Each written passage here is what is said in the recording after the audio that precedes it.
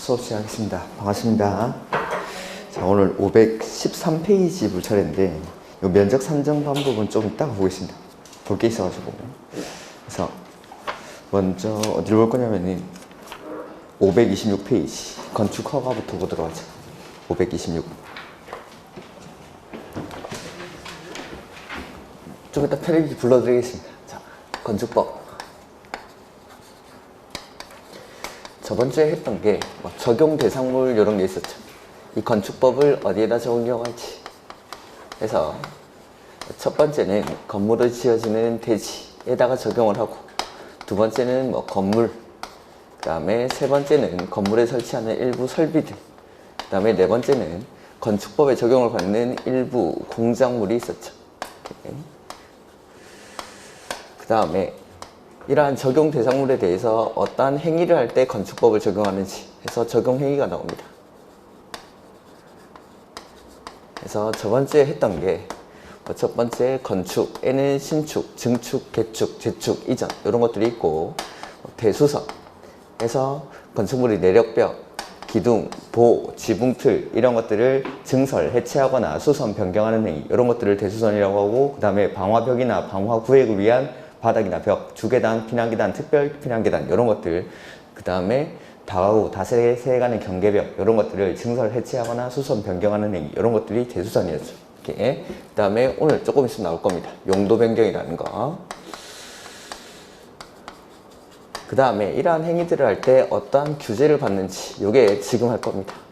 그래서 건축하거나 대수선할 때는 원칙, 허가받고 합니다. 이걸 이제 건축 허가라고 하죠. 그래서 이 건축법에서는 일단 가장 중요한 게 건축 허가입니다. 건축 허가.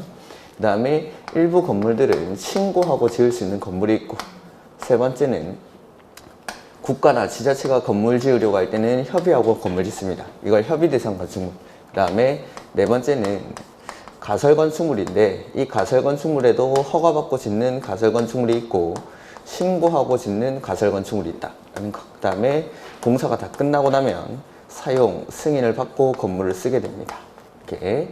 그 다음에 이제 실제로 건물을 짓는 건데, 건물은 여기 대지에다가 건물을 짓죠. 그래서 건물이 지어지는 대지. 그 다음에 대지는 건물을 짓기 위해서는 반드시 이 도로에 접해 있어야 됩니다. 그 다음에 도로. 그 다음에 이 건물은 건축선에 맞춰서 건물을 짓죠. 그래서 이 건축선이라는 개념들. 그 다음에 이런 도로에 접해 있는 대지에다가 건축선에 맞춰서 건물을 짓고 나면은 지금 우리가 방금 뛰어넘고 왔던 거, 이 부분들, 건물을 깔고 있는 대지 면적, 그 다음에 건축 면적, 바닥 면적, 연면적, 이런 것들, 각종 면적을 산정하는 방법, 그 다음에 건축물의 높이나 층수를 산정하는 방법을 배우게 됩니다. 이런 것들. 오늘 이제 처음에 건축 허가인데 526페이지죠. 그거 하기 전에 저번 주에 했던 것 중에 하나만 수정을 좀 하고 가죠.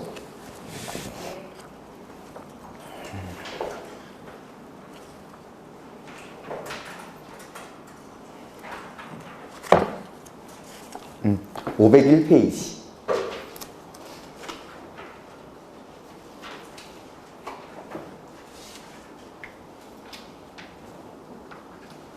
여기 보시면 건축법 적용을 받는 일부 공작물들이 나오죠. 이게 제가 그 이번에 장식탑, 기념탑 요게 4m 있는 게 왜 그런지 확인한다고 했는데, 확인해 보니까 이게 3월달부터 시행되는 겁니다. 아직 개정이 안 된 건데 3월달부터 시행되는 거니까 여기 이제 바뀐 걸 써놓은 겁니다. 제가 아직 공부가 미흡해서 죄송합니다. 자, 수정하면은 이게 워낙에 저희도 공법은 자주 바뀌다 보니까 주택법 이런 것도 좀 바뀌어야 되는데 계속 제가 거의 주기적으로 확인을 안 하면은 저도 이런 실수를 해가지고, 보면은 옹벽이나 담장 요거는 그대로 2m를 넘는 거. 그 다음에 원래는 제가 광고탑, 광고판 요거만 말씀드렸는데 거기 있는 거 그대로 2번에 있는 거 장식탑이랑, 그 다음에 기념탑, 그 다음에 첨탑이라는 게 추가가 됐습니다.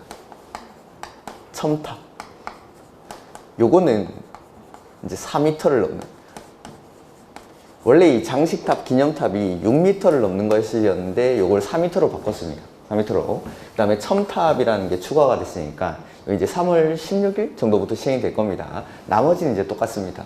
태양에너지를 이용한 발전 설비는 5m를 넘는, 그 다음에 굴뚝 6m를 넘는, 그 다음에 광고탑, 장식탑, 기념탑, 요거는 원래 6m였었는데 요거 말고 나머지 탑들이 있습니다. 굴뚝 말고 철탑이랑 그 다음에 통신용 철탑, 요거는 그대로 6m. 장식탑, 기념탑을 4m로 보내고 첨탑이라는 게 추가가 된 겁니다. 이렇게. 그 다음에 뭐 고가 수조는 뭐 8m. 그 다음에 지하 대표는 30제곱미터를 넘는 기계식 주차장이나 철골 주립식 주차장은 8m 이하, 이런 것들. 그러니까 개정된 거는 요거 장식탑, 기념탑이 4m로 갔고 첨탑이라는 게 추가가 된 겁니다. 그래서 옹이, 광사, 이제 탑을 6이 아니라 4로 하죠. 탑4. 광이랑 광고탑, 기념탑뿐만 아니라 탑도 4. 이렇게 장식탑, 기념탑, 첨탑이 4m. 그 다음에 여기 굴6이죠. 굴6. 그 다음에 요거는 이제 철6으로 하죠. 철6. 철탑이니까. 그러니까 탑 중에 철탑은 6m입니다. 근데 여기 있는 장식탑, 기념탑, 첨탑 이런 것들은 4m. 이렇게. 그래서 이런 것들이 개정사항이 약간 있습니다. 이렇게. 그 다음에 건축법에 다른 데에도 개정사항이 하나 더 있긴 한데 그거는 제가 나중에 주택법이나 이런 데 가서 설명을 드리겠습니다. 이렇게. 요 정도. 그러니까 우리 책에 나와 있는 게 옳은 겁니다.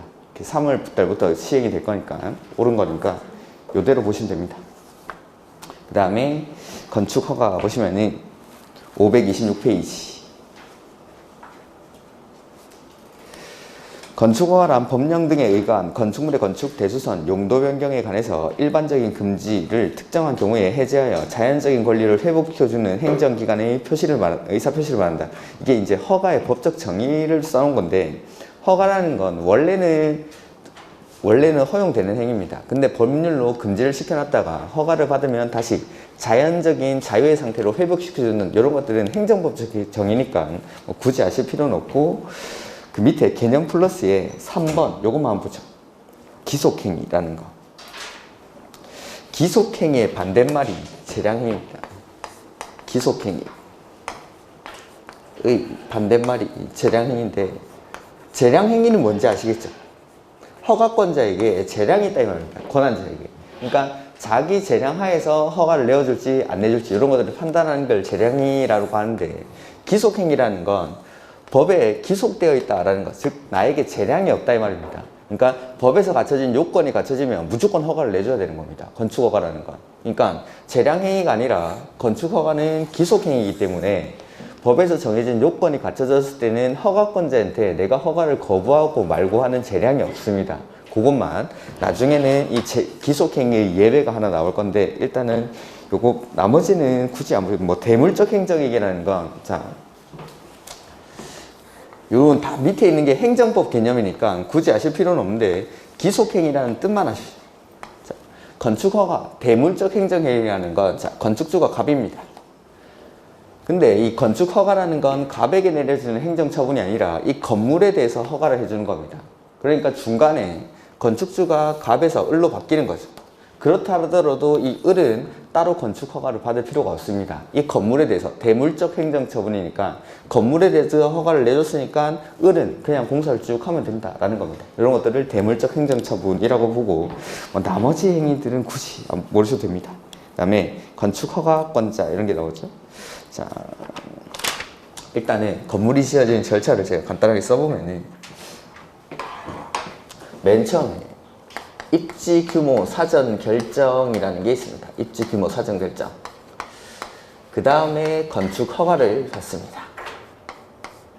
그 다음에 허가 받고 나면 공사에 착공을 하고, 착공할 때는 공사 계획을 신고해 줘야 됩니다. 그 다음에 공사가 완료되고 나면 마지막에 건물을 쓰기 전에 저기 사용 승인을 받고 건물을 씁니다. 사용 승인을 받고 이러한 절차로 건물이 지어집니다. 이렇게 해서 첫 번째 나오는 게 건축 허가죠. 그래서 허가 원칙 첫 번째 허가권자입니다. 건축 허가는 누구한테 하는지. 그래서 원칙은 시장, 군수, 구청장이 건축허가권자입니다. 그러면 광명시에서 건물 지으려고 합니다. 누구한테 가면 되죠? 광명시장한테 가면 됩니다. 도지사한테 가는 거 아닙니다. 서울시 강남구에서 건물 건축하려고 합니다. 어디 가면 되죠?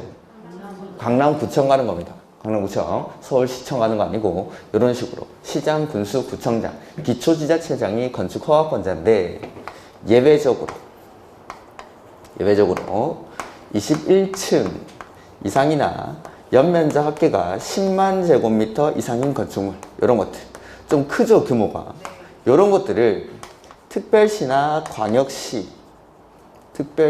광역시에서 건축하려고 합니다. 그럴 때는 허가권자가 바뀝니다. 특별시장, 광역시장에게.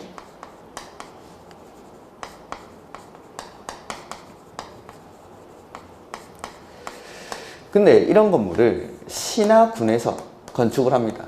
그러니까 뭐 광명시, 가평군 이런 데죠. 이런 데서는 허가를 그대로 시장 군수가 합니다.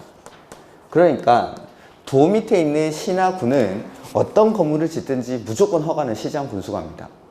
무조건. 다만 이런 건물들 21층 이상이나 10만 제곱미터 이상인 건축물을 시나 군에서 건축을 할 때는 시장 군수가 허가를 하는데, 다만 이럴 때는 도지사의 사전 승인을 받습니다. 사전 승인. 그러니까 허가를 내어주기 전에 도지사한테 승인을 받고 허가를 내어줘야 됩니다. 그러니까 허가권자는 그대로인데 다만 도지사의 사전 승인을 받아야 된다는 거. 이렇게. 그래서 원칙은 시장, 군수, 구청장이 허가를 하는데 큰 거 지을 때 21층 이상이나 10만 제곱미터 이상인 건축물을 특별시나 광역시에서 건축하는 경우에는 특별시장, 광역시장으로 허가권자가 바뀝니다. 근데 시나 군에서는 그대로 시장, 군수가 허가를 하지만 도지사한테 사전 승인을 받아야 된다는 거. 그래서 도지사는 사전 승인해주는 사람이지 허가권자가 아닙니다. 그래서 여기서 유의하셔야 되는 게 허가권자에 절대 나오면 안 되는 사람이 도지사. 도지사가 건축 허가를 하는 경우는 없습니다. 도지사가. 그래서 도지사가 하는 경우는 없고, 그 다음에 뭐 이런 것들은 시험에는 거의 안 나오는데 국장도 건축 허가를 하지 않습니다. 일단은 도지사가 안 한다는 거. 이렇게 보면은 527페이지에 건축 허가권자 나오죠. 건축물을 건축하거나 대수선하려는 자는 거기 뭐 특별자치시장, 특별자치 도지사는 당연한 거고, 그 뒤에 시장, 군수, 구청장의 허가.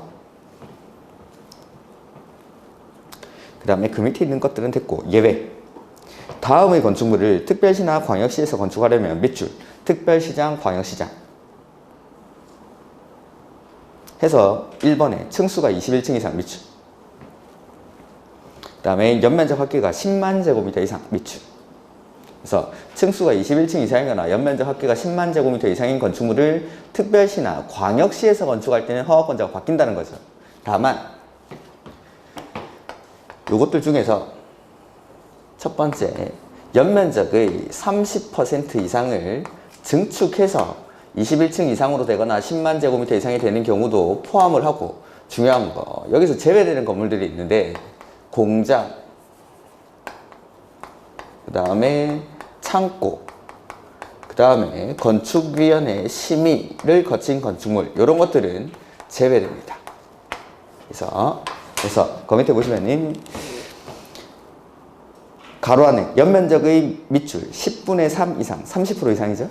증축까지. 연면적의 30% 이상을 증축해서 21층 이상으로 되거나 연면적 합계가 10만 제곱미터 이상이 되는 경우를 밑줄 포함. 다만 다음에 어느 하나에 해당하는 건축물은 밑줄 제외. 해서 공장 밑줄, 창고 밑줄, 그 다음에 심의를 거친 건축물 밑줄, 이런 것들은 제외된다라는 거. 그 다음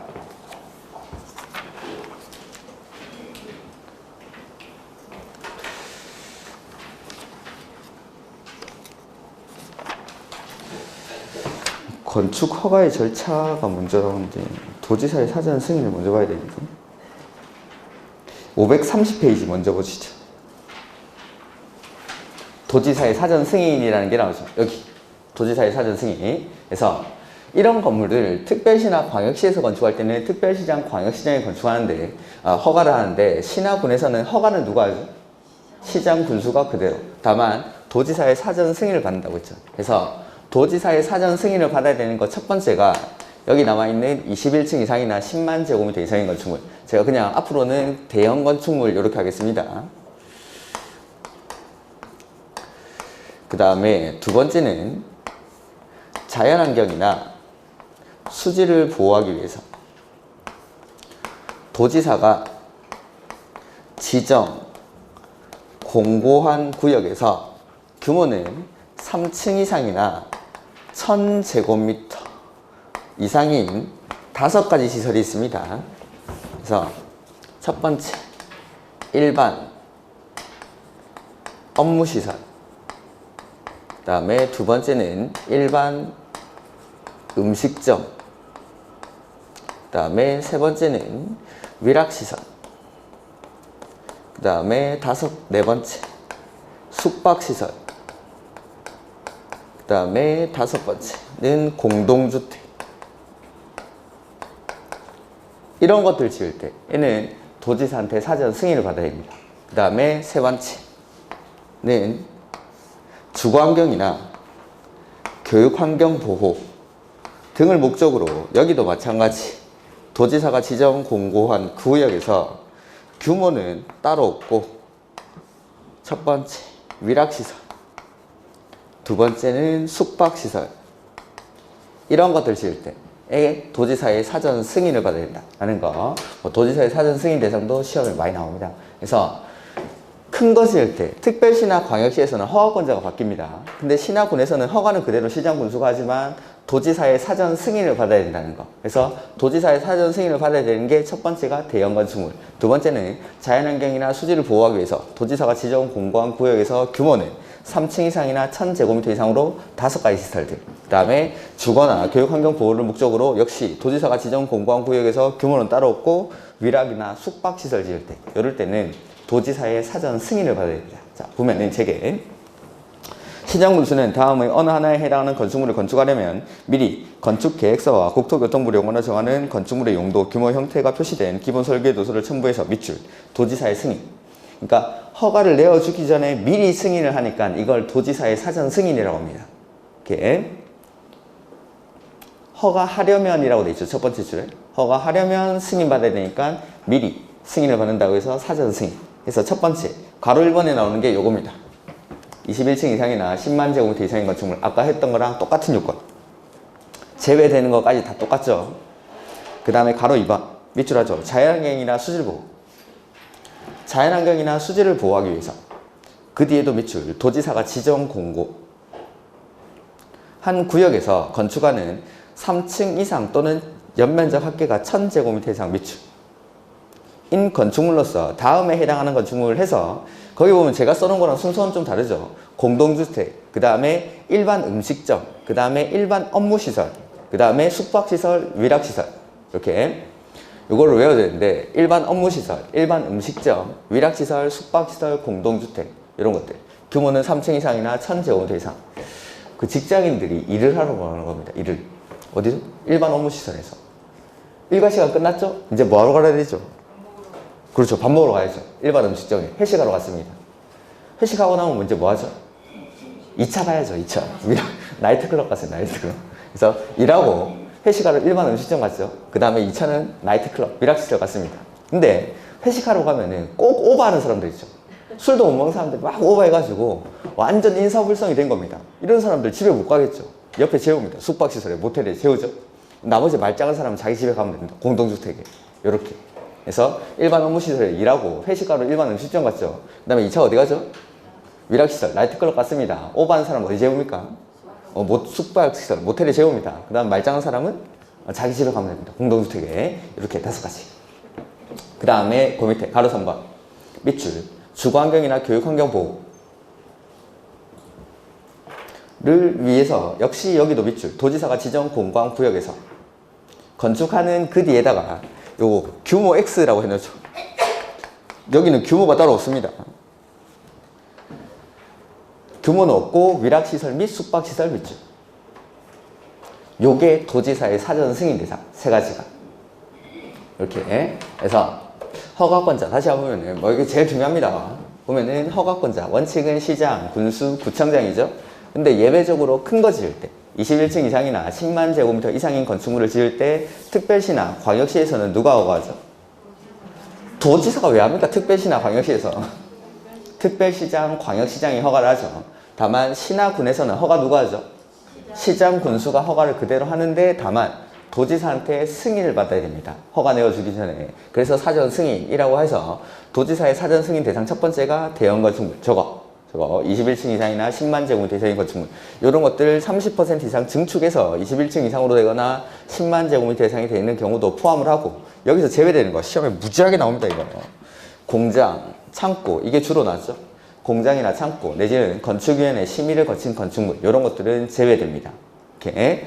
그 다음에 두 번째가 자연환경이나 수질을 보호하기 위해서 도지사가 지정 공고한 구역에서 규모는 3층 이상이나 1000제곱미터 이상의 일반 업무시설, 일반 음식점, 위락시설, 숙박시설, 공동주택 이런 것들 지을 때, 그 다음에 주거나 교육환경 보호를 목적으로 역시 도지사가 지정 공고한 구역에서 규모는 없고 위락시설이나 숙박시설 지을 때, 이런 것들이 도지사의 사전 승인 대상이다 라는 거.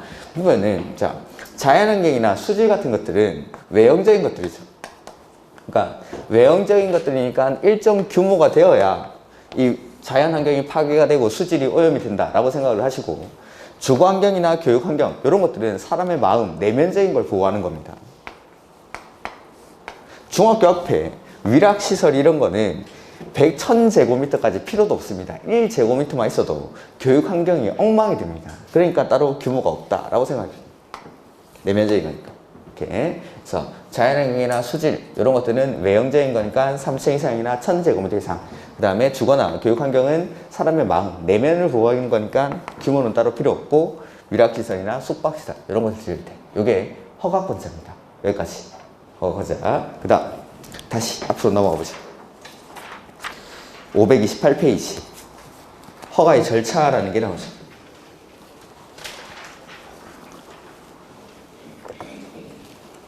그럼 1번에 보면은 건축물 관련 입지와 규모의 사전 결정 이렇게 돼 있죠. 제가 허가 앞에다가 사전 결정이라는 걸 써놨어요.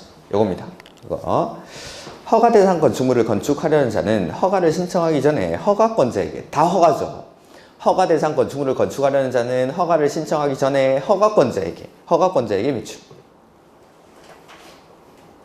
그 건축물이 건축에 관한 다음의 사항에 대해서 사전 결정을 신청할 수 있다 해서 해당 대지에 건축하는 것이 이 법이나 관계 법령에서 허용되는지 여부, 이 법 또는 관계 법령에 따라 건축 기준 및 건축 제한, 그 완화에 관한 사항 등을 고려해서 해당 대지에 건축 가능한 건축물의 규모 내지는 허가를 받기 전에 신청자가 고려하여야 할 사항, 이런 것들에 대해서 내가 허가를 신청하기 전에 허가권자한테 물어보는 겁니다. 왜 이런 게 필요한지 보죠.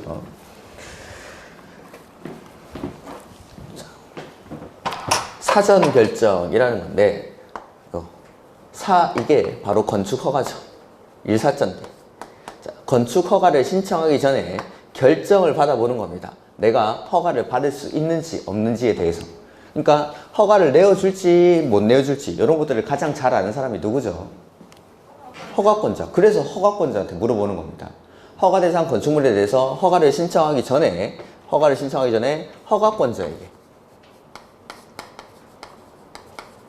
허가권자에게 사전 결정을 받아보는 거죠. 왜 그러냐면, 자, 건축 허가를 신청할 때 소유권은 얼마나 확보해야 될까요? 원칙적으로 100% 확보해야죠. 남의 땅에 건물 지을 수 없으니까. 내 땅에 건물 지어야죠. 건물은 일단 내 땅에 건물 지어야 되니까 원칙적으로는 소유권을 100% 확보를 해야 됩니다. 그러니까 내가 허가를 신청하기 위해서, 뭐 공장을 짓기 위해서 토지를 매입을 한 거죠. 토지를 매입해서 허가를 신청했더니만 어떤 요건인지 모르겠지만 허가를 내어줄 수 없는 사유에 해당해서 허가가 안 나오는 겁니다. 그럼 이 토지 어떻게 하죠? 다시 팔아야죠. 다시 팔아야 되는데, 공장 지으려고 저 시골에 있는 개발이 안 된 그런 토지를 산 겁니다. 근데 부동산이라는 건 황금성이 많이 떨어지죠. 학개론 시간에 배우죠? 이런 것들. 그러다 보니까 이런 것들을 다시 팔려고 하는데 팔리지도 않고, 그러면 이제 이 땅을 공장 지으려던 사람이 농사를 짓고 있는 거죠. 이런 일들이 비일비재하게 일어나는 겁니다. 일반인들이 건축 규제를 제대로 알지 못하다 보니까 나는 당연히 그냥 일반적인 규제를 봐서는 당연히 공장 지을 수 있지 라고 생각을 하고 토지를 매입을 했는데, 허가 단계에 들어가니까 다른 어떤 법률에 걸려가지고 이런 것들이 허가를 못 받는 거죠. 그래서 이런 걸 방지하기 위해서 내가 이 토지를 매입을 해서 허가를 신청하면은 네가 허가를 내어주겠냐라는 걸 허가권자에게 미리 물어보는 겁니다. 그래서 이 사전 결정 단계에서 오케이 하는 거죠. 허가 받을 수 있어 라고 하면은 그때 이 토지를 매입을 하는 겁니다. 그때. 그리고 이제 허가 신청을 하면은 이 사람은 사전 결정 단계에서 이미 허가를 내어주겠다라고 확답을 했으니까 여기서는 그걸 거부하면 안 됩니다. 이런 것들을 행정청의 자기 구속력이라고 합니다.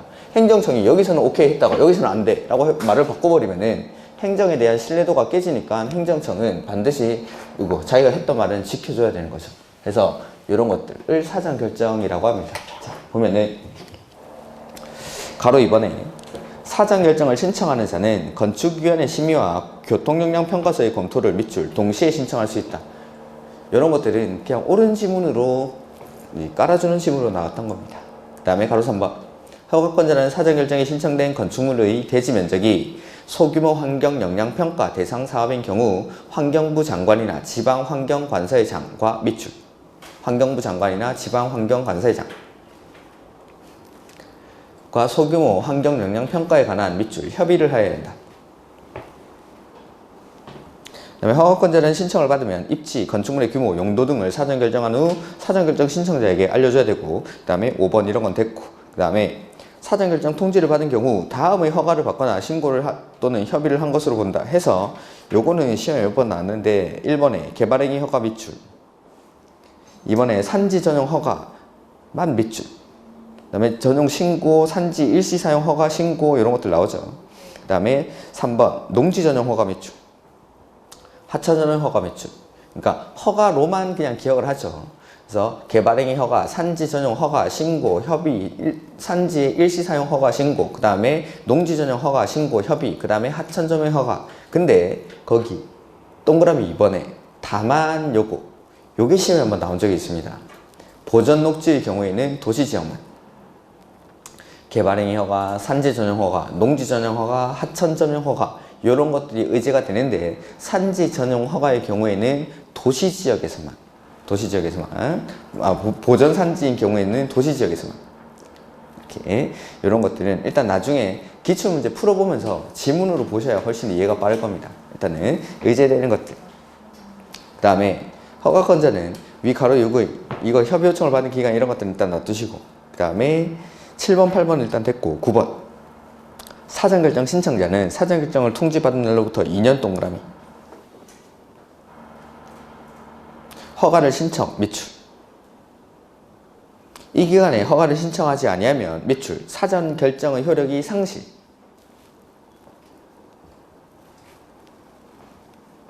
이렇게. 그래서 사전결정 받고 나서 2년 안에 허가를 신청을 해야 됩니다. 안 하면 요거 어떻게 하죠? 효력이 상실, 실효됩니다. 실효. 이렇게 2년 안에 안 하면 실효된다. 그 다음에 건축허가의 신청 나오죠? 그래서 사전 결정 받고 여기서 오케이 하면은 그때 이제 토지를 매입을 해서 내가 건축허가를 신청하는 겁니다. 그래서 건축허가 신청해서 건축물의 건축 또는 대수선의 허가를 받으려는 자는 국토교통부령으로 정하는 바에 따라 허가 신청서에 관계 서류를 첨부해서 허가권자에게 제출해야 한다. 다만 이런 것들 됐습니다. 그 다음에 뭐 가로 2번도 됐고 도지사의 사전 승인은 방금 봤던 거죠. 그 다음에 허가서의 교부 허가권자는 건축 허가를 하였으면 국토교통부로 요구를 정하는 바에 따라 건축 허가를 신청인에게 발급하여야 한다. 뭐 이런 것들도 그냥 참고로 보시면 되고 예외적 건축 불허가 처분이라는 게 나오죠. 자 아까 지웠구나. 건축 허가는 기속행위라서 허가권자에게 허가를 내어줄지 말지 판단을 하는 재량이 없다라고 했습니다.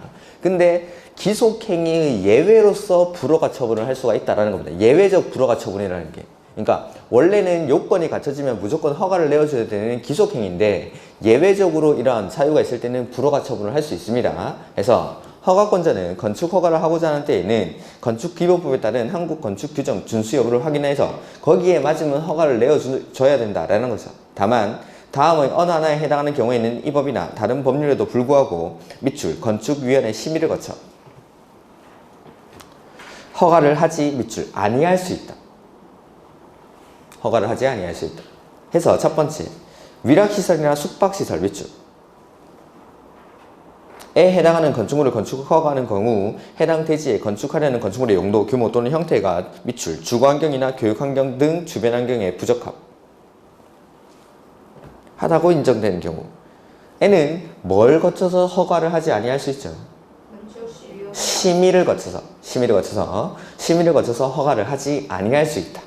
그 다음에 두 번째 보면은 방제지구 및 자연재해 위험 개선지구 등 상습적으로 침수되거나 침수가 우려되는 지역에 건축하려는 건축물에 대해서 지하층 등 일부 공간을 주거용으로 사용하거나 거실을 설치하는 것이 부적합하다고 인정되는 경우, 요거보다는 1번이 더 많이 나오긴 했는데 일단 요런데 상습적으로 물에 잠기는데 지하층 등 일부 공간을 주거용으로 사용하면 안 되겠죠. 이럴 때는 허가를 하지 아니할 수 있다. 이렇게 해서 여기 보면은 아까 도지사의 사전 승인 세 번째 거랑 좀 비슷합니다.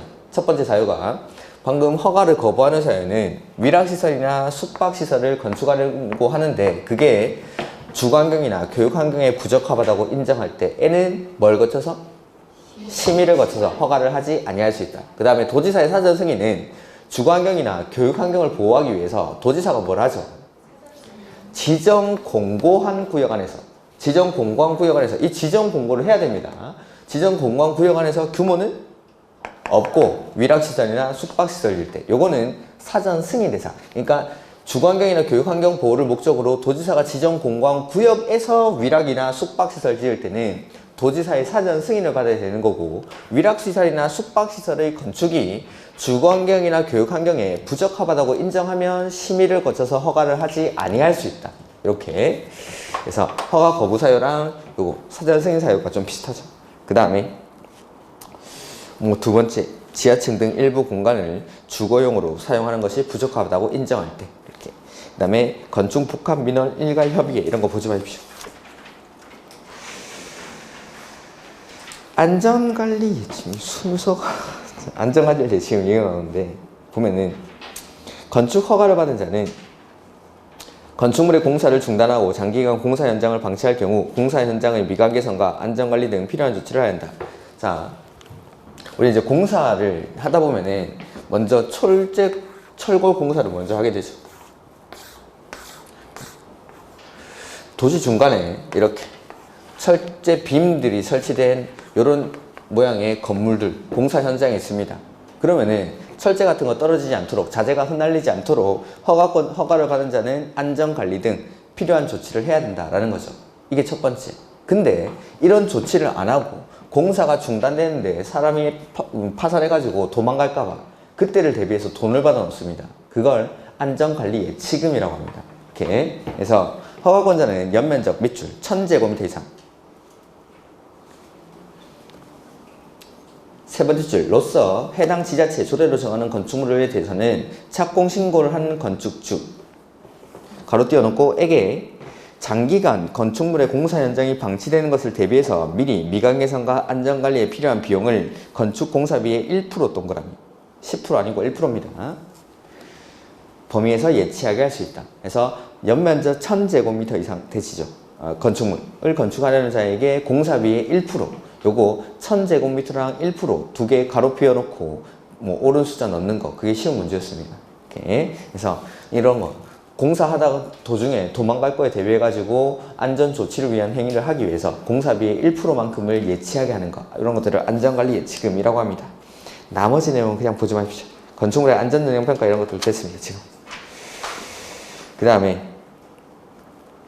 535페이지 건축 허가의 효과라고 되어 있는데 아까 말씀드렸던 겁니다. 이거는 허가의 법적 성질입니다. 1번이 행정법에 보면은 1번 요게 허가의 정의입니다. 허가의 정의. 그래서 건축 허가의 본질적 효과는 건축에 대한 상대적 금지를 해제되어 신청된 내용의 건축 행위를 할 수 있도록 허용하는데 자연적 자유의 상태로 회복시키는 게 건축 허가의 성질입니다. 이렇게. 그다음에 뭐 나머지 됐습니다. 그다음에 허가 받으면 이런 것들이 의제가 쭉 된다는 거. 그건 뭐 이하 생략해놨죠. 너무 많으니까. 이렇게. 허가 받으면 뭐뭐 받은 것으로 본다. 실시계 인가를 받으면 뭐 인가 받은 것으로 본다. 허가 받은 것으로 본다. 이런 것들 나오면 다 맞다라고 했죠. 그 중에서 3번 개발행위 허가 미출하죠. 즉 혹시나 기억이 나시려면 국계법에서 개발 행위 허가를 받은 경우에도 의제되는 사항들이 되게 많았습니다. 개발행위 허가를 받은 경우에는 뭐뭐에 관한 허가를, 인가를, 승인 등을 받은 것으로 본다. 이런 것들 기억이 안 나시면 봐야지.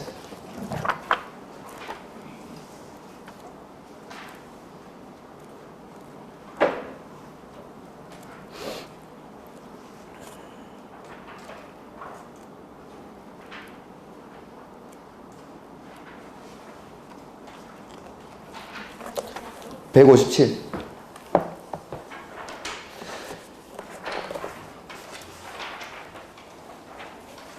그 옆에 뭐 필기 하나 돼 있습니까? 필기가 아니라 밑줄 돼 있죠. 157페이지 옆에 밑줄 쳐놓으라고 했죠. 개발행위 허가를 받으면 건축법상 건축 허가를 받은 것으로 본다. 이거 X라고. 근데 건축 허가를 받으면 방금 보니까 개발행위 허가는 의제가 되죠. 그러니까 이런 것들만 유의를 하시면 됩니다. 제가 지금까지 했던 것들 다. 자, 개발행위 허가를 받은 경우에는 뭐뭐뭐에 대한 허가, 인가, 승인 등을 받은 것으로 본다. 실시계획 인가를 받은 경우에는 뭐뭐뭐에 대해서 허가받은 것으로 본다. 인가받은 것으로 본다. 그다음에 방금 이런 것들. 지금도 건축 허가를 받은 경우에는 뭐에 대해서 허가, 인가, 승인 등을 받은 것으로 본다. 이런 지문이 나오면 그냥 다 옳은 지문입니다. 이건. 이게 막 의제되는 사항들이 몇 시까지씩 되니까 이걸 다 외울 수가 없습니다. 근데 아까 사전 결정을 받은 경우에는 의제받는 사항이 4가지밖에 없었죠.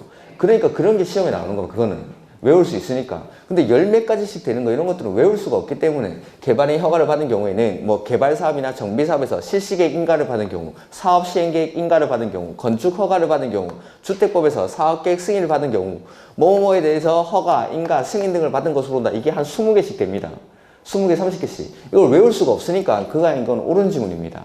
근데 사전 결정을 받았을 때 의제되는 건 4가지밖에 없었죠. 개발행위 허가, 산지정허가, 뭐 농지정허가, 하천점용허가 이런 것들은 시험에 나오는 거죠. 4가지밖에 안 되니까. 근데 나머지 것들은 너무 많아서 이거는 그냥 옳은 지문이라고 생각하시면 됩니다. 근데 여기서 개발행위 허가를 받은 경우에는 건축 허가는 의제가 안 되죠. 근데 건축 허가를 받았을 때 개발행위 허가는 받은 것으로 봐줍니다. 이런 것들은 좀 유의하셔서 따로 기억하는 겁니다. 나머지는 외울 수가 없기 때문에 써놓지도 않는 거죠. 30까지 되는 그런 것들을 써놓을 수가 없으니까. 이렇게 그 다음에 뭐 사전 협의 이런 것들도 일단 나중에 묶어서 볼 겁니다. 건축 허가의 특례라고 해서 신고 대상 건축물이 나오죠. 536페이지에. 그래서 보면 여기 건물 지을 때는 원칙적으로 건축 허가 받아야 되는데 예외적으로 신고하고 지을 수 있는 건물이 있습니다. 요거는 암기사항이니까 놔두십시오. 이거 외워야 됩니다. 거의 저쪽 옆에 537페이지까지 해서 거의 2페이지에 걸쳐서 나오죠. 좀 정리를 해가지고 외울 겁니다. 그 다음에 538페이지 이번에 공용 건축물에 대한 특례라는 게 나오죠. 이렇게. 그래서 가로 1번 538페이지입니다. 538 이번에 공용 건축물에 대한 특례. 그래서 가로 1번에 국가지자체 및 건축물을 건축, 대수선, 용도 변경하거나 가설 건축물을 건축하거나 공작물을 축조하려는 경우에는 대통령령으로 정하는 바에 따라 미리 건축물의 소재지를 관할하는 허가권자와 밑줄 협의하여야 한다. 자, 여기 보면은 건물을 건축하거나 대수선할 때 원칙은 허가받는 겁니다. 허가. 근데 가로 1번에 맨 앞에 밑줄 친 거 누구죠? 국가나 지자체. 국가나 지자체가 건물 지을 때는 허가나 신고받는 거 아니고 허가권자랑 협의하고 건물 지으면 됩니다. 이걸 공용 건축물에 대한 특례라고 합니다. 그러니까 허가나 신고에 가름해서 국가나 지자체가 건물 지을 때는 허가, 신고하는 거 아니고 허가권자랑 앉아가지고 커피 한잔 마시면서 협의, 지을게, 지어 라고 하면 됩니다. 그렇게 하고 건물 짓는 겁니다. 그 다음에 2번 국가 지자체는 건축물 소지를 관한 허가권자와 협의한 경우 뭐 이런 것들을 한 것으로 본다. 맞습니다. 그 다음에 3번 협의한 건축물에는 법 22조 1항에서 3항 이게 사용 승인을 적용하지 아니한다. 밑줄 가로 안에 사용 승인. 다만 건축물의 공사가 끝난 경우에는 지체 없이 허가권자에게 통보 동그라미. 자 보면은 여기 허가받고 나서 착공해서 공사가 완료되면은 건물을 쓰기 전에 사용 승인 받아야 됩니다. 사용 승인. 근데 협의 대상 건축물은 허가 안 받죠. 허가 받는 거 아니고 허가권자랑 협의하면 되죠. 협의하고 지어진 건물은 사용 승인에 관한 규정도 적용하지 않고 공사가 끝나고 나면 쓸게 통보하고 쓰면 됩니다. 통보. 쓸게 써 이렇게 통보하고 이렇게. 그 다음에 가로 4번 이건 놔두십시오. 그 다음에 허가, 신고사항의 변경 이런 것들 나오는데 일단은 이런 것들도 지금은 안 보셔도 됩니다. 그 다음에 541페이지 건축허가의 제한이라는 게 나오죠. 우리 제한을 한번 배운 적이 있는데 개발행위 허가 제한이라는 게 있었는데 기억이 안 나시면 또 가보죠. 방금 봤던 페이지 근처인데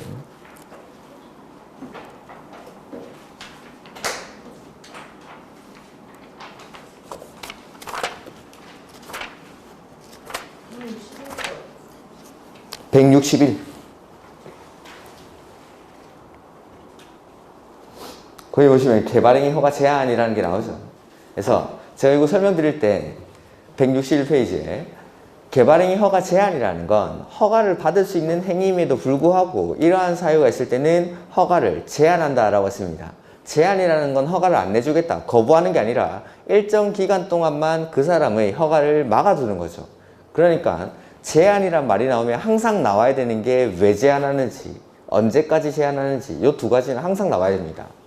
그래서 거기서 보면은 개발행위 허가를 제한할 수 있는 사유가 5가지 나오죠. 녹지지역이나 계획관리지역에서 수목이 집단적으로 자라고 있거나 조수류 등이 집단적으로 서식하는 지역 내지는 우량농지로서 보존할 필요가 있는 지역. 두 번째는 개발행위로 인해서 주변의 환경, 경관, 미관, 문화재 등이 크게 오염되거나 손상될 우려가 있는 지역에서는 얼마 동안 제한한다고 했죠? 3년 동안. 연장은 안 되죠. 근데 세 번째, 계획을 수립 중이거나 수립할 예정인 곳, 그 다음에 지구단위 계획구역, 기반시설 부담구역 이런 데서는 얼마 동안 제한하죠?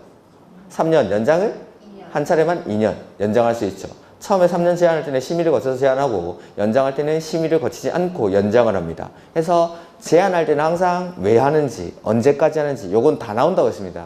그래서 여기서도 건축허가를 제한할 수 있습니다. 건축허가를. 그래서 보면 건축허가 제한 누가 하냐면 국장이 제한하거나 시, 도지사가 제한할 수 있습니다. 국장이나 시, 도지사가. 그래서 아까 건축허가는 기속행위라고 했죠. 기속행위. 그래서 허가권자는 제한을 못합니다. 허가권자는 제한 X.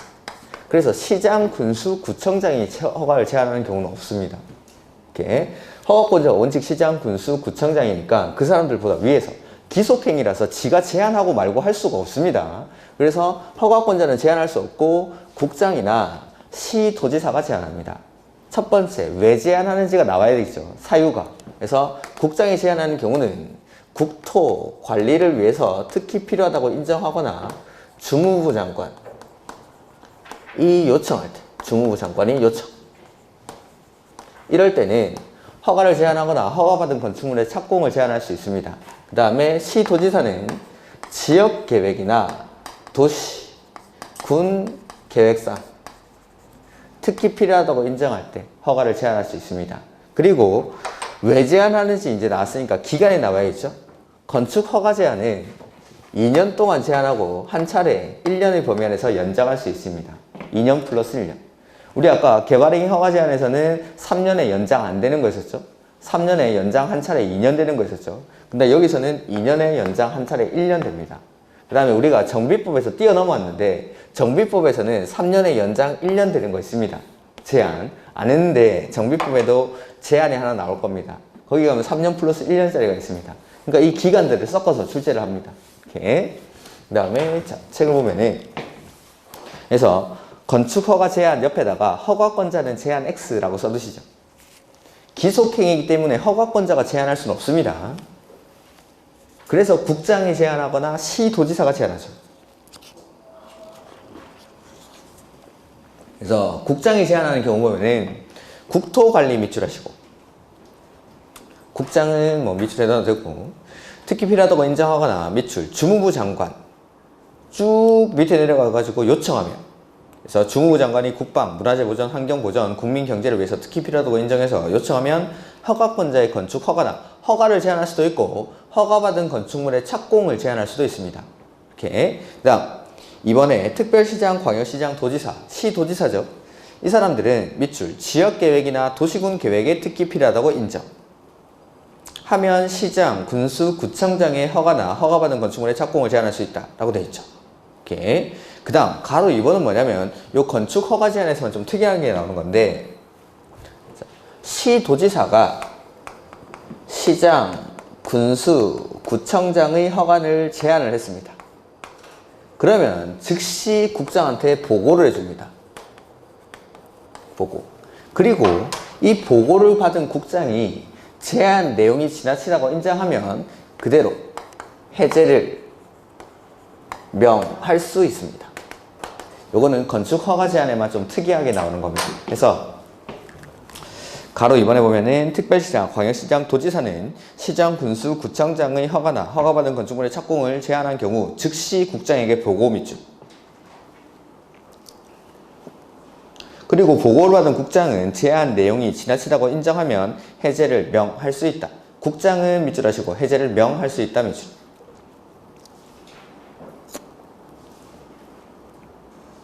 그 다음에 제한 방법. 보시면은 허가나 허가받은 건축물의 착공을 제한하는 경우 제한 기간은 2년 동그라미. 다만 1회에 한해서 1년의 범위에서 연장 밑줄. 그래서 여기는 2년 플러스 1년입니다. 2년 플러스 1년. 2년 플러스 1년. 그 다음에 국장이나 시도지사는 건축 허가나 건축물의 착공을 제한한 경우 제한 목적, 기간, 대상 건축물의 용도와 대상 구역의 위치, 면적, 경계 등을 상세하게 정해서 허가권자에게 통보하여야 하며 통보를 받는 허가권자는 지체 없이 공고하여야 한다. 이런 것들은 읽어두시고 가로 3번 국장이나 시도지사는 건축 허가나 허가받은 건축물의 착공을 제한한 경우 토지이용 규제 기본법에 따라 주민의 의견을 청취한 후 건축위원회 심의를 거쳐야 한다. 주민의 의견 듣고 심의 거쳐야 한다. 밑줄. 그래서 개발행위 허가 제한에서는 그냥 심의를 거쳐서 허가를 제한했었는데 여기서는 주민한테 의견 듣고 심의 거쳐서 제한을 한다. 이렇게. 그 다음 542페이지 건축 허가의 취소라는 게 나오죠. 자, 이 허가 받고 나서 이 허가를 취소하는 경우가 있습니다. 근데 거기 보면은 허가를 취소하여야 한다 밑줄. 그러니까 필요적 취소 사유입니다. 필요적. 반드시 취소를 하여야 한답니다. 다만 다음 1에 해당하는 경우로서 정당한 사유가 있다고 인정되면 밑줄 1년의 범위에서 연장할 수 있다. 1년의 범위 밑줄 하시고 맨 끝에 연장할 수 있다. 해서 1번 허가 받고 나서 얼마 안에? 2년 동그라미 2년. 근데 공장은 3년 밑줄. 공사에 착수하지 아니하는 경우. 그러니까 여기 보면 허가 받고 나서 착공은 2년 안에 해야 됩니다. 2년 안에. 안 하면 어떻게 하죠? 허가를 취소하여야 한다. 허가 받고 나서 2년 안에 착공 안 하면 허가를 취소하여야 한답니다. 하여야 한다. 그 다음 근데 아까 박스 위에 밑줄 친 게 있죠? 위 기간은 정당한 사유가 있을 때는 1년의 범위 안에서 연장할 수 있다라는 거. 그 다음에 2번 위 1의 기간 이내에 공사에 착수는 했는데 밑줄 공사 완료가 불가능. 그 다음에 세 번째 착공 신고 전에 경매 또는 공매 등으로 건축주가 대지의 소유권을 상실한 때부터 6개월 밑줄 하시고 공사의 착수가 불가능하다고 판단되는 경우 밑줄. 그러니까 착공에 들어가려면은 소유권을 100% 확보를 해야 됩니다. 근데 이 소유권을 상실한 때부터 6개월 동안 기간을 주는 거죠. 회복할 기간을. 그런데도 불구하고 소유권을 못 찾아와가지고 착공을 못 한다고 판단이 되죠. 그러면 허가를 취소합니다. 이렇게 해서 허가를 필요적으로 취소해야 되는 경우가 허가 받고 나서 얼마 안에? 2년 안에 착공을 안 할 때. 그 다음에 착공은 했는데 공사 완료가 불가능할 때. 그 다음에 착공 신고 전에 경매 등으로 대지에 대한 소유권을 상실한 때부터 6개월이 경과했는데도 착공이 불가능하다고 판단될 때는 허가를 취소하여야 한답니다. 허가를 취소하여야 한다. 할 수 있다 아닙니다. 하여야 한다. 이렇게. 요게 건축 허가의 취소. 그 다음에 앞으로 좀 넘어가 보죠.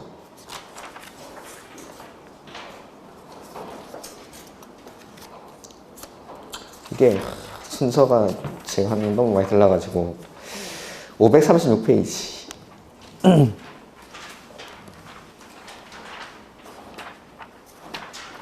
여기 보면 뭐 매도 청구라는 게 나와 있죠. 528페이지 먼저 보죠. 528페이지. 이걸 붙여 써놔야 되는데. 개념 플러스 거기 보면은 대지의 소유권 확보 의무라고 되어 있죠. 528페이지. 이렇게. 건축 허가를 받으려는 자는 아까 허가 받을 때 소유권 얼마나 확보해야 된다고 했죠? 100%. 그래서 소유권을 확보해야 된다. 소유권을 100% 확보해야 된다 이 말입니다. 그러니까 몇 퍼센트가 아니라 그냥 소유권을 확보해야 된다라고 되어 있으니까 100% 확보를 해야 됩니다. 원칙은. 다만 다음의 어느 하나에 해당하는 경우에는 그러하지 아니하다. 즉 100%를 확보하지 않아도 관계가 없다 이 말입니다. 첫 번째, 건축주가 대지의 소유권을 확보하지 못했으나 그 대지를 사용할 수 있는 밑줄 권한을 확보. 뭐 지상권이라든지 임차권 같은 것들을 확보를 한 거죠. 그럴 때는 소유권을 확보하지 않아도 됩니다. 다만 그 뒤에 분양을 목적으로 하는 공동주택은 제외. 그거 다 밑줄. 이렇게 되면은 입주자의 권리가 불안정해질 수 있기 때문에 분양을 목적으로 하는 공동주택은 소유권을 확보를 해야 됩니다. 그 다음 두 번째, 건축주가 건축물의 노후화 또는 구조 안전 문제 등 대통령령으로 정하는 사유로 건축물을 신축, 개축, 재축 및 리모델링하기 위해서 건축물 및 해당 대지의 공유자 수 80% 이상의 동의, 밑줄 80% 이상의 동의.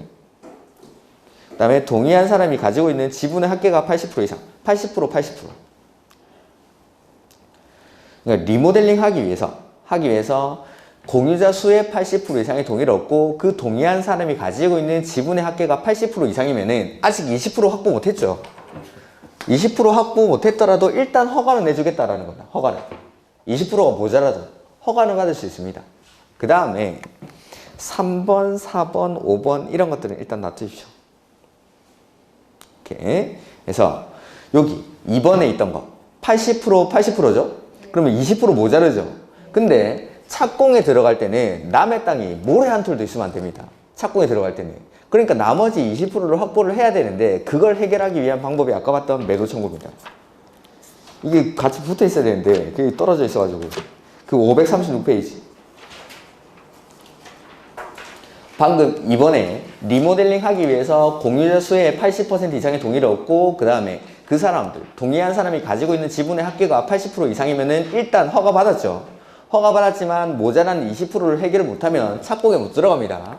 그래서 착공할 때는 남의 땅에 모래 한 톨도 있으면 안 되니까 그 20%를 해결하기 위한 방법이 이 매도 청구권입니다. 해서 허가를 받은 건축주는 해당 건축물 또는 대지의 공유자 중 동의하지 아니한 공유자에게 그 공유 지분을 시가 동그라미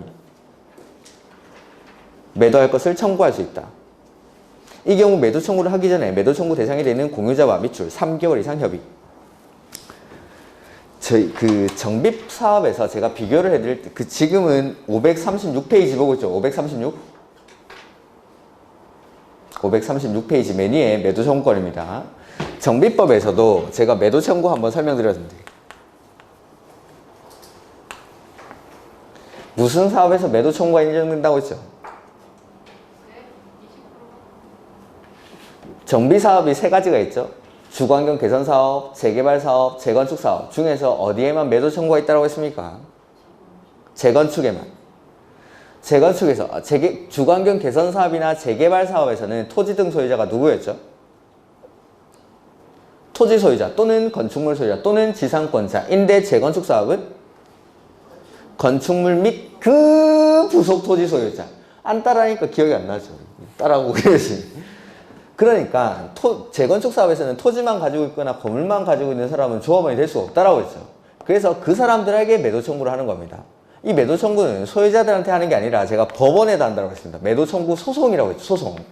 그래서 이 소송을 제기하기 전에 방금 미주신 거 3개월 이상 협의를 하라는 겁니다. 매도 청구라는 건 법원에다가 제기하는 소송이니까 이 매도 청구 소송을 제기하기 전에 소유자랑 3개월 이상 협의. 그리고 매도 청구는 항상 시가로 합니다. 앞으로 매도 청구 주택법에 가면 또 나옵니다. 매도 청구는 시가로 합니다. 시가로. 재건축 사업에서 그때 할 때도 시가로 합니다. 매도 청구 나오면 항상 가격은 시가로. 시가로.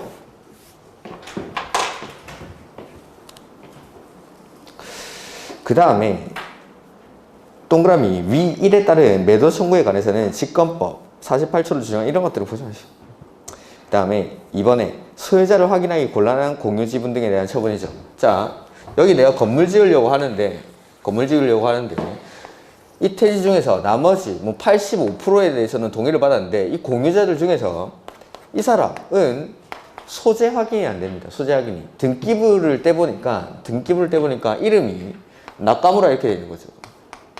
일제 강점기에 들어와가지고 소유권을 취득을 했는데 그 이후에 본 사람이 없습니다. 이 사람들 놔두고 사업을 할 수가 없겠죠? 그럴 때는 일간신문 등에다가 2차례 이상 공고를 합니다. 나카무라 나타나라. 그래도 안 나타나죠. 그리고 30일이 지났을 때는 이 사람은 매도 청구 대상이 되는 토지로 봅니다. 이렇게 그런 것들이 소유자 확인을 하기가 곤란한 공유지기 등의 처분. 그래서 허가를 받은 건축주는 해당 건축물 또는 대지의 공유자 중 거주를 하는 것이 확인하기 현저히 곤란한 경우, 나카무라 같은 애들, 이런 애들은 전국적으로 배포되는 2 이상의 일간신문에 2차례 이상 공고, 나카무라 나타나라 하죠. 그 다음에 공고한 날부터 30일이 지났을 때는 매도 청구 대상이 되는 건축물 또는 대지로 본다라는 겁니다. 이렇게. 그 다음에 이 사람한테는 돈을 줄 수가 없겠죠. 그래서 감정가를 공탁합니다. 공탁. 그리고 매도 청구할 때는 아까 시가라고 했는데 이런 사람들은 감정가만 공탁하고 하면 됩니다. 감정가를 공탁. 그 다음에 감정가는 당연히 2 이상이 감정평가한 가격을 산술평균합니다. 요까지가 건축허가입니다. 건축허가. 지금 이게 순서들이 막 섞여 있어가지고 일단 정리를 좀 해보면 건축허가는 건축법에서는 이게 제일 중요합니다. 건축허가는 일단은 허가권자, 원칙 누구죠? 시장, 군수, 구청장인데 21층 이상이나 10만 제곱미터 이상인 건축물, 큰 거 짓죠. 큰 거를 특별시나 광역시에서 건축할 때는 누구? 특별시장, 광역시장이 허가를 합니다. 다만 시나 군에서는 누가 허가죠? 시장, 군수가. 허가는 그대로 시장, 군수가 하는데 도지사한테 뭐 받아야 되죠? 사전 승인을 받습니다. 사전 승인. 그래서 허가권자에 절대 나오면 안 되는 사람이 도지사가 허가하는 경우는 없습니다. 그러면은 자, 경기도 광명시에서 내가 허가를 신청하기 전에 사전 결정을 받으려고 합니다. 이때에는 경기도지사에게 사전 결정을 신청해야 한다. 맞습니까? 틀렸습니까? 사전 결정 누구한테 받는 거죠? 허가권자. 그럼 똑같은 말입니다. 허가권자에 도지사가 안 들어간단 말이 사전 결정도 도지사한테 신청할 수 없단 말이랑 똑같은 말입니다. 그러니까 뭐 이건 시험에서 A도 BC 이런 식으로 나오겠죠. A도 BC에서 허가를 신청하기 전에 사전 결정을 받으려는 자는 A 도지사에게 사전 결정을 신청해야 한다. 이런 식으로 출제를 하는 겁니다. 이렇게 해서 도지사가 절대 허가권자가 될 수 없다는 거, 그걸 기억하셔야 됩니다. 그 다음에 이런 21층 이상이나 10만 제곱미터 이상인 건축물에서 연면적의 30% 이상을 증축해서 이렇게 되는 경우도 포함을 하고, 여기서 제외되는 거, 시험에 많이 나온 거죠. 공장, 창고 이런 것들은 제외합니다. 이렇게 공장이나 창고는. 그러니까 만약에 서울시에서 연면적 20만 제곱미터의 공장을 건축하려고 합니다. 누구한테 허가받아야 되죠?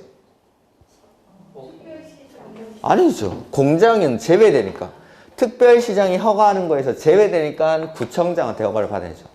20만 제곱미터라도 공장이니까 이럴 때는 구청장한테, 원칙적인 허가권자인 구청장한테 허가를 받는다라는 겁니다. 공장이나 창고는 제외되니까. 이렇게. 그 다음에 여기 도지사의 사전 승인 대상에서 첫 번째가 방금 보신 대형 건축물, 두 번째는 자연환경이나 수지를 보호하기 위해서 누가? 도지사가 지정 공간 구역 안에서 규모는 3층 이상이나 1000제곱미터 이상의 5가지. 어디서 일하죠? 회식하러 어디 갔습니까? 일반 음식점. 그 다음에 2차는 위락시설. 나이트 갔죠? 오버한 사람 어디 자죠? 모텔에 자죠. 그 다음에 말짱한 사람은 자기 집에 가면 됩니다. 공동주택에. 그 다음에 주거환경이나 교육환경 보호를 목적으로 도지사가 지정 공간 구역에서 규모는 따로 없고 위락이나 숙박시설 지을 때, 이럴 때는 도지사의 사전 승인을 받아야 된다라는 거. 그 다음에 예외적으로 허가를 거부할 수 있는 경우가 있었습니다. 그게 위락시설이나 숙박시설을 건축하려는데 그게 주거환경이나 교육환경에 부적하다고 인정하면 뭘 거쳐서 허가를 하지 아니할 수 있죠? 건축위원회 심의를 거쳐서 허가를 하지 아니할 수 있다. 이거는 허가 거부 사유. 거부. 기계 안 나시면 또 찾아드리면, 이건 앞에 있었나? 531페이지 5번에 예외적 불허가 처분, 거기 나오는 거. 531페이지.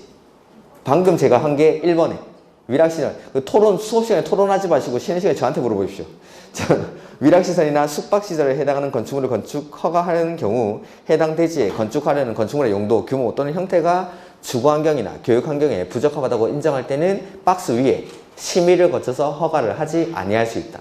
여기 허가 거부서요. 그 다음에 방제지구나 자연재해 위험 개선지구 등 상습적으로 침수되거나 침수가 우려되는 지역의 지하층 등 일부 공간을 주거용으로 하거나 거실을 설치하는 것이 부적합하다고 인정하면 심의를 거쳐서 허가를 하지 아니할 수 있다. 이렇게. 그 다음에 여기 허가 제한이죠. 허가 제한. 허가권자는 제한 못합니다. 그래서 시장, 군수, 구청장이 허가를 제한하는 경우는 없다라는 거. 그 다음에 여기 국장이 제한하거나 시도지사가 제한하는데 첫 번째가 왜 제한하는지 왜? 그래서 국장은 국토관리를 위해서 특히 필요하다고 인정하거나 주무부 장관이 요청할 때, 시도지사는 지역계획이나 도시군 계획상 특히 필요하다고 인정할 때 허가를 제한할 수도 있고 허가받은 건축물의 착공을 제한할 수도 있습니다. 제한기간은 2년, 연장은 한 차례만 1년. 그 다음에 주민한테 의견 듣고 심의 거쳐서 제한을 하고, 여기서만 좀 특이한 거. 시도지사가 시장, 군수, 구청장의 허가를 제한한 경우에는 즉시 뭐하죠? 국장에게 보고합니다. 그리고 보고받은 국장이 제한 내용이 지나치다고 인정할 때는 해제를 명할 수 있다. 이런 것들. 그 다음에 아까 소유권 확보였는데 건축 허가를 신청할 때는 원칙 소유권을 얼마나 확보해야 되죠? 100% 확보를 해야 되는데 예외적으로 소유권을 확보하지 못했지만 권한을 확보했으면 허가를 신청할 수 있습니다. 근데 여기서 제외되는 게 분양을 목적으로 하는 공동주택은 제외된다라고 했습니다. 아까 개념 플러스에 나왔던 게 528페이지에 있던 내용입니다. 원칙은 소유권을 100% 확보해야 되는데 권한을 확보한 경우에는 허가를 받을 수 있다. 528페이지. 다만 제외되는 게 분양을 목적으로 하는 공동주택은 제외한다. 그 다음에 두 번째, 리모델링을 위해서 공유자 수의 80% 이상의 동의를 받고 그 동의한 사람이 가지고 있는 지분의 합계가 80% 이상일 때는 허가를 받을 수가 있습니다. 근데 모자란 20%를 확보 못하면 착공을 못하죠. 그래서 그 모자란 20%를 해결하기 위한 방법이 매도 청구권입니다. 매도 청구권. 매도 청구할 때 가격은 시가로. 그 다음에 매도 청구 소송을 제기하기 전에 얼마 이상 협의하죠? 3개월 이상 협의하죠. 나카무라 같은 애들은 2 이상의 일간신문에 공고하고 2차례 이상 공고를 했는데 안 나타나면 30일이 지나면 매도 청구 대상이 되는 토지로 본다. 이런 것들. 그 다음에 허가 취소 사유. 허가 받고 나서 얼마 만에 착공해야 되죠? 안 하면 허가를 취소하여야 한다. 취소하여야 한다. 다만 이 기간은 정당한 사유가 있을 때는 1년의 범위 안에서 연장이 가능합니다. 그 다음에 착공 의무 기간 안에 착공은 했는데 공사 완료가 불가능할 때에는 허가를 취소할 수 있다. 그 다음에 착공 신고 전에 경공매 등으로 대지의 소유권을 상실한 때부터 6개월이 경과했음에도 불구하고 착공이 불가능하다고 판단될 때에는 허가를 어떻게 하죠? 취소하여야 한다. 싹 다. 필요적 취소 사유 셋 다. 허가 받고 나서 2년 안에 착공 안 할 때, 공사 완료가 불가능할 때, 그 다음에 경공매 등으로 대지의 소유권을 상실한 때부터 6개월이 경과했는데도 착공이 불가능으로 판단될 때는 허가를 취소하여야 한답니다. 이 세 개가 다 필요적 취소 사유입니다. 허가를 취소하여야 한다. 요게 허가에 관한 것. 나머지 뭐 가설 건축물 이런 것들은 지금 안 해도 됩니다. 이거 안 해도 되니까 일단은 놔두시고 그 다음에 조금 쉬었다가 다음 내용 보도록 하겠습니다.